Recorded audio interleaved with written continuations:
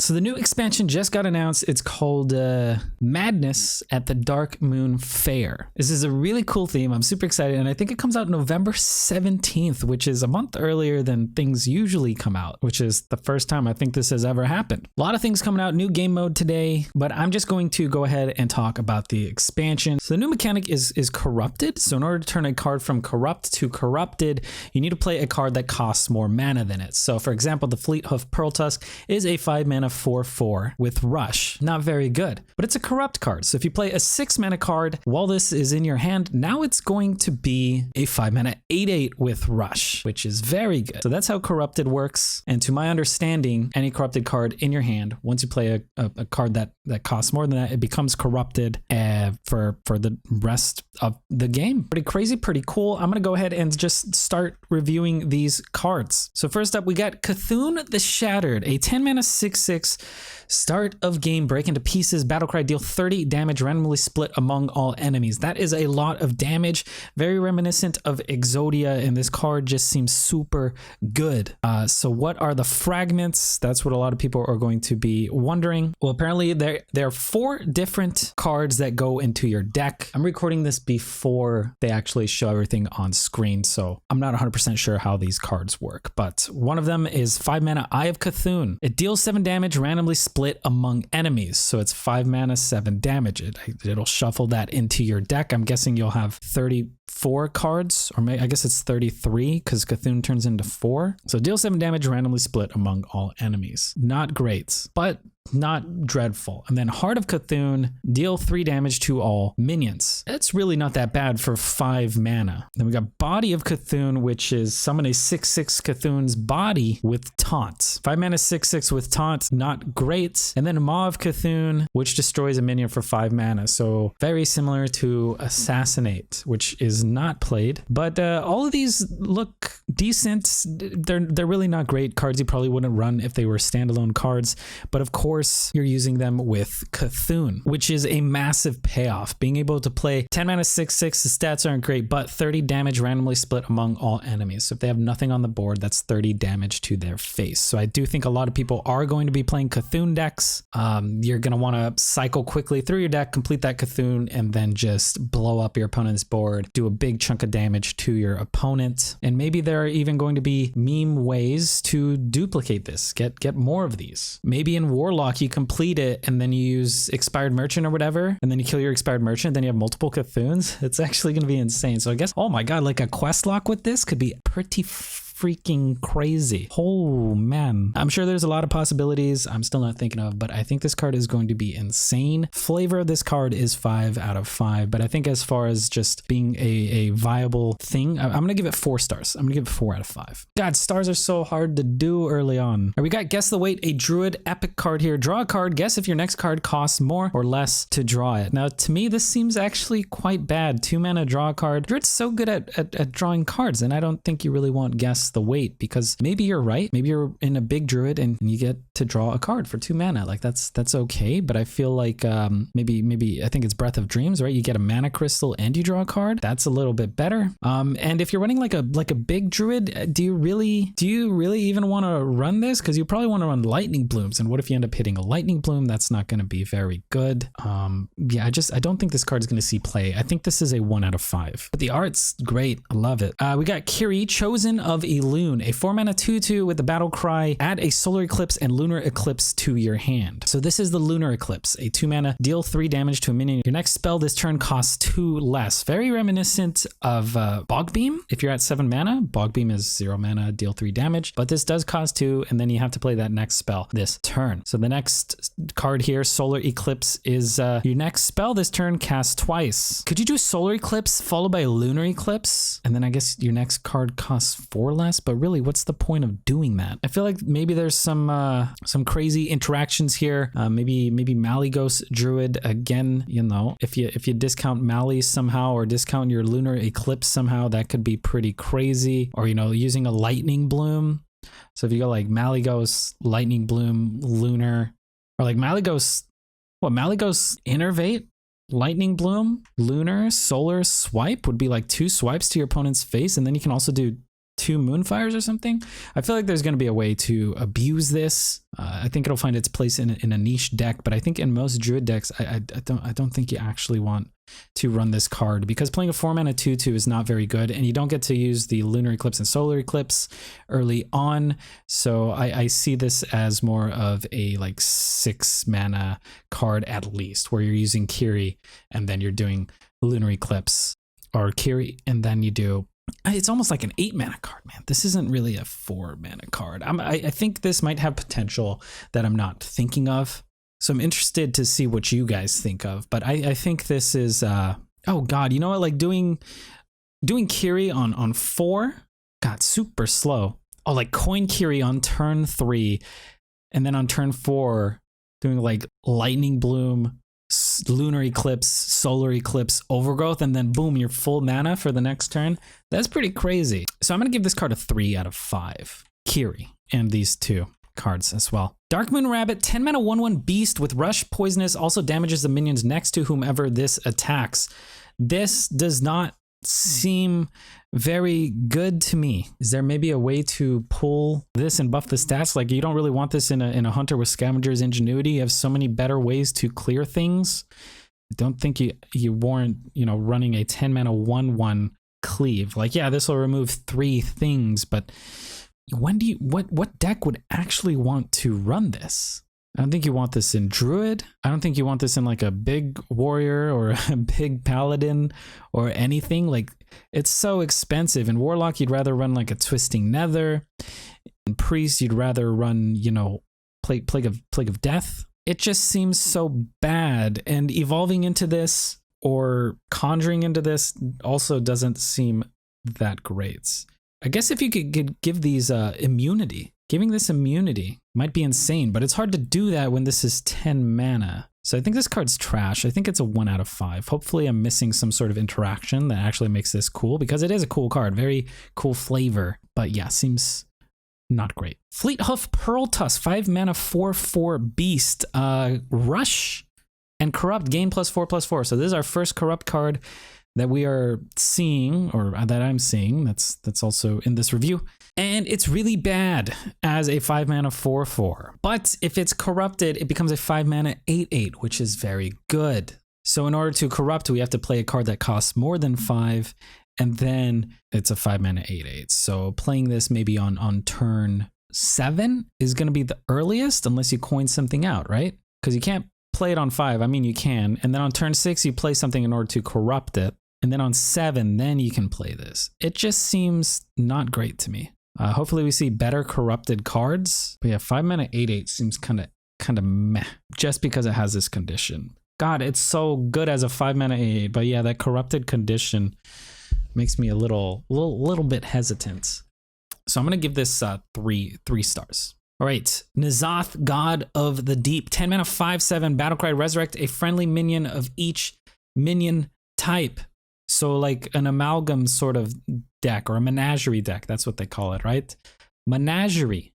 God, I'd have to look at the entire pool of cards and see what runs what. I mean, this is gonna find value. A menagerie will be good. I mean, resummoning Fleethoof Pearltusk, like, it's a beast. That might make N'Zoth quite good. So you can do Beast, Murloc, and Elemental, running one big minion of each, and then running N'Zoth. That's actually going to be a lot of fun. I think this card's going to be great.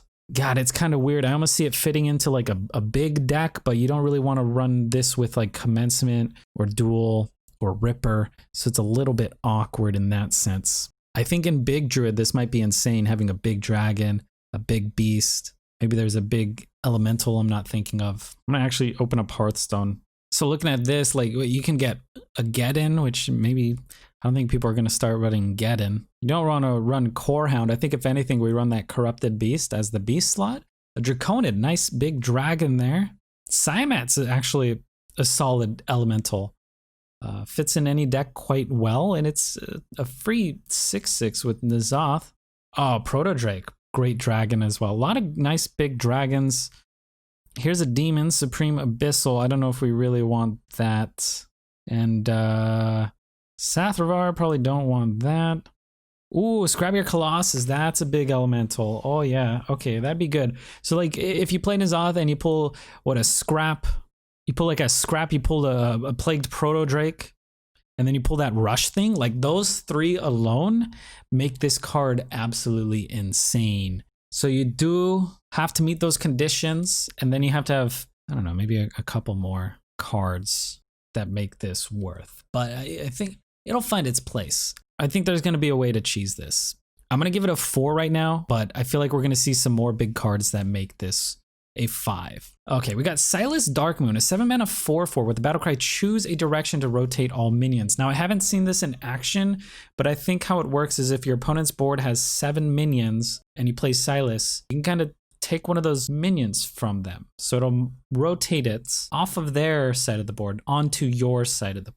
Or I guess if you have a full board and you have a Doomsayer and you play Silas, you can rotate your Doomsayer onto their side of the board, which would be funny, but kind of a hard condition to meet. And yeah, this seems fun. And I think everyone gets Silas, is it today or when this video comes out on the 22nd? He's kind of like the Vargoth of this set, or the Kael'thas of this set. So really cool, fun, gimmicky. There might be a way to cheese him, but I think he's really bad. I'm gonna give him a 1 out of 5 because 7-mana 4/4 is pretty bad. And this condition is just rough unless there's a way to put like a minion on their side of the board that's like way better than Doomsayer that ends up like totally sabotaging your opponent. Then I could see it being useful, but I don't think we've seen a card like that, so I'm gonna give this 1 out of 5. Okay, Yogg-saron, Master of Fate, 10 mana 7/5. If you cast 10 spells this game, spin the wheel of Yogg-saron. This is insane, man. Yogg's back, and people love Yogg, but they also hate Yogg. Puzzle Box is a ton of fun if you're playing it, but it can also ruin your life and make you really sad. And then opponents can just steal the game if they play Puzzle Box. You play perfectly, but it doesn't matter because they got Puzzle Box. Or you know, the new Solarian Prime is kind of like a mini Yogg, but better almost. And so it's just it's not a fun mechanic. Well, it is fun, but it's not fun for your opponent.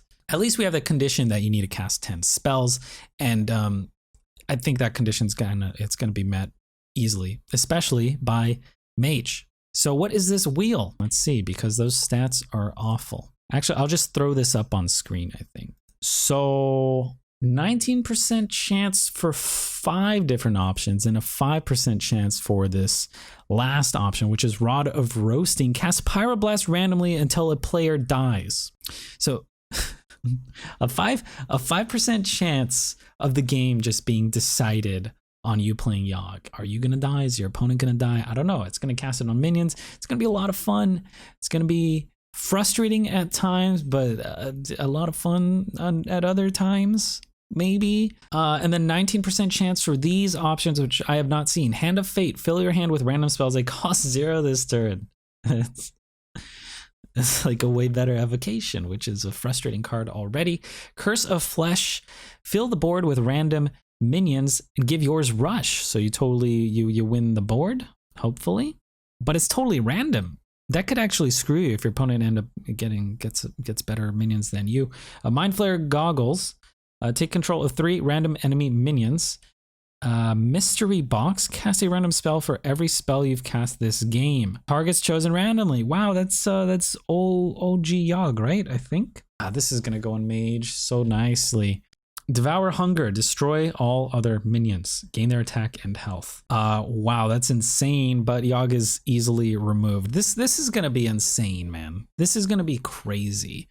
Again, using like an expired merchant with this, I think there's going to be some crazy quest warlocks. That's kind of what I'm excited to play, being able to get more Yoggs or more Cthuns, maybe even run them both in the same deck. That's probably not optimal, but it might be fun.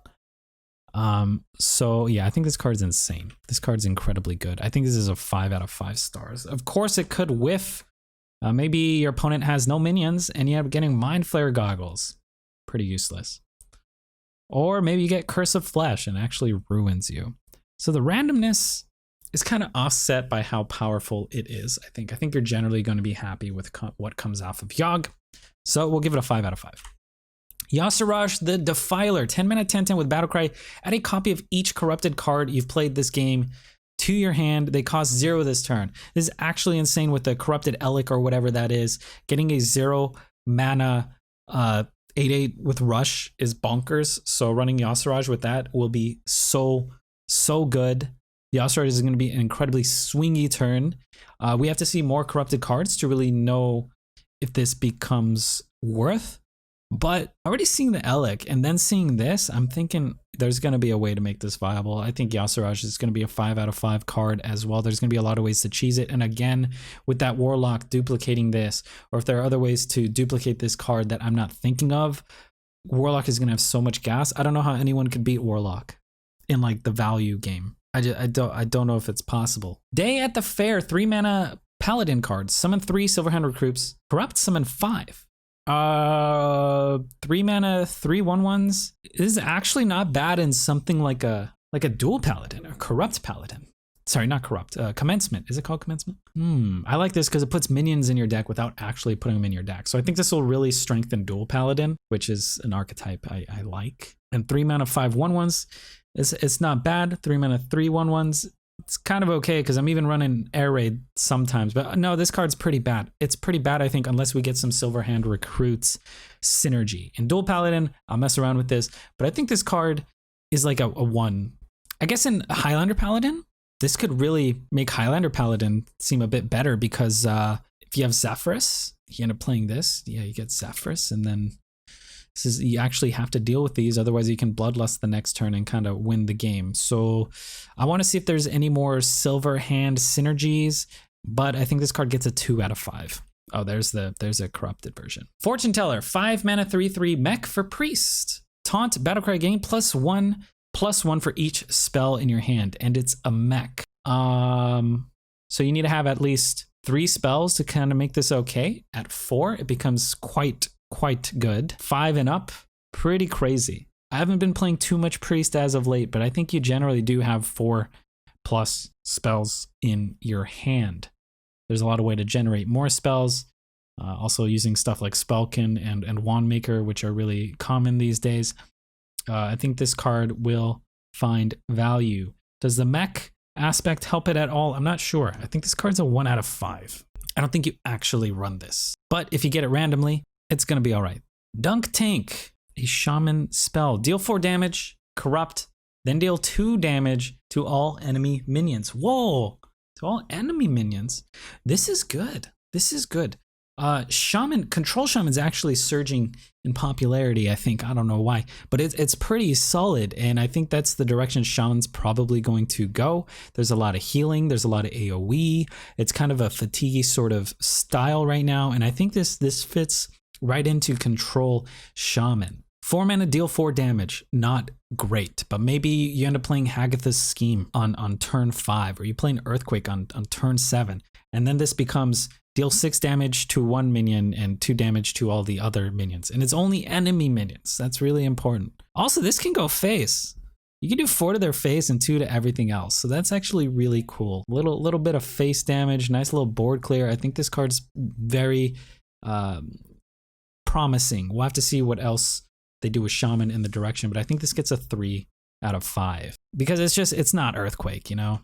Oh, here's Dunk Tank. Sorry, Corrupted Dunk Tank. Is that it? Was that all the cards? Wait, I think I did them all. That was it. Okay, I guess that was it. So yeah, that's about it. I guess I'm going to be playing a lot of duels. If you guys want to watch some of that content, be sure to check out my other videos. I'm probably going to be streaming right now in a little bit anyways. We'll be streaming duels. And if you want to win the Mega Bundle, I am doing a giveaway. I'll try to post the stats here, but it involves joining my Discord. So that's it. Expansion flavor looks pretty good. I am doing this review without actually seeing the cards in action. I imagine you guys will probably have seen the cards in action by this point. But be sure to get ready for card reveal season, man. It's always a lot of fun, and then we got duels, and it's a good time for Hearthstone right now. Other than that, play Control Shaman, have a good time, good luck on ladder, and stay hydrated.